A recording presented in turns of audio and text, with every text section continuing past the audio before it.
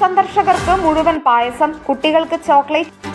മലപ്പുറം നഗരസഭയിൽ സമ്പൂർണ്ണ ജനപക്ഷം പദ്ധതിക്ക് ഇന്ന് തുടക്കം.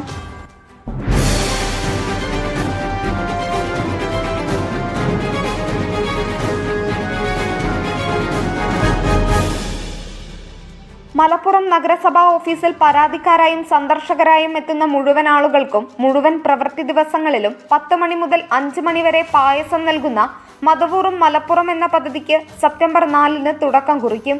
സന്ദർശകരോടൊപ്പം അനുഗമിക്കുന്ന കുട്ടികൾക്ക് ചോക്ലേറ്റും ലഭിക്കും. നഗരസഭാ ഓഫീസിൽ സന്ദർശകരായി എത്തുന്ന ആളുകൾക്ക് പ്രത്യേകം കൂപ്പൺ നൽകി ഓരോ മാസവും സമ്മാനവും 1 വർഷം കൂടുമ്പോൾ ബമ്പർ സമ്മാനങ്ങളും ഉൾപ്പെടെ അടിമുടി ജനപക്ഷ പദ്ധതികൾക്കാണ് നഗരസഭയിൽ തുടക്കം കുറിക്കുന്നത്. നഗരസഭാ ഓഫീസിന്റെ മുകളിലേക്ക് കയറാൻ പ്രയാസമനുഭവിക്കുന്ന ശാരീരിക അവശതയുള്ളവരെയും ഭിന്നശേഷിക്കാരെയും താഴെ പ്രത്യേകം നഗരസഭാ ഗ്രൗണ്ട് ഫ്ലോറിൽ തയ്യാറാക്കിയ വെൽക്കം കോർണറിൽ നഗരസഭാ ചെയർമാൻ ഉൾപ്പെടെയുള്ളവർ നേരിട്ട് വന്ന് പരാതി സ്വീകരിക്കും. നഗരസഭാ പ്രദേശത്ത് കിടപ്പിലായ രോഗികൾക്കും തളർന്നു കിടക്കുന്നവർക്കും വീടുകളിൽ വന്ന് പരാതി സ്വീകരിക്കുന്ന പദ്ധതികൾക്കും ഇതോടുകൂടി തുടക്കം കുറിക്കും. കൂടാതെ നഗരസഭാ ഓഫീസിൽ എത്തുന്ന സന്ദർശകർക്ക് നഗരസഭയിൽ ആവശ്യമായി വരുന്ന ഫോട്ടോസ്റ്റാറ്റുകൾ നഗരസഭാ ഓഫീസിൽ സൗജന്യമായി ലഭ്യമാകും.